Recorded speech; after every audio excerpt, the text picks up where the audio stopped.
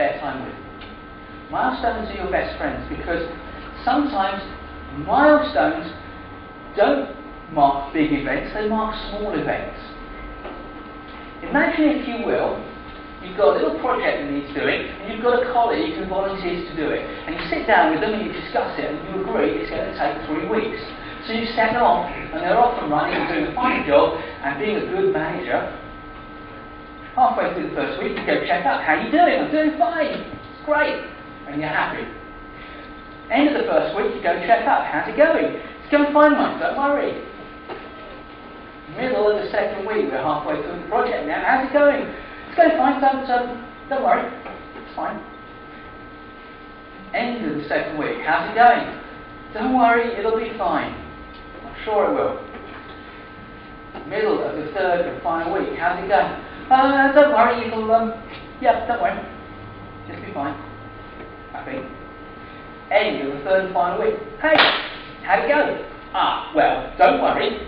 We know what the problem is. How many of you have had a series of conversations a bit like that? Milestones are your best friends. Milestones are your best friends because, like your best friends, milestones will always tell you the truth. Because in project management terms, a milestone is an instant, a moment in time. A milestone is something that has either happened or it hasn't happened. There is no shades of grey. There is no perhaps maybe. There's no don't worry, it'll be. A milestone has either happened or it hasn't. So if at the start of this sequence of activities you set down with that person, where do we expect to be halfway through week 1? Where do we expect to be at the end of week 1? Where do we expect to be at the middle of week 2? And so on. Then when it gets to halfway through week 1, hey, how's it going? It's going fine, Mike. Right, let's have a look at the notebook. What we agreed is you will have achieved this by this point in time. Have you? Yes or no? Now if the answer is yes, everything's fine. You're on schedule. If the answer is no, you can then look for the shades of grey. How close are we? Are we minutes away, hours away, days away? And then you can make a decision. Because the sooner you find out that there's a problem, the more choices you have about what to do about it. If you find out at the start of week 1 there's a problem, you can reschedule the whole task. You could offer some guidance and support. You could roll your hands up and get involved. You could appoint someone else to help. You could take this person off it and put someone with more experience on it. You could split the task up between different people. Lots of things you can do.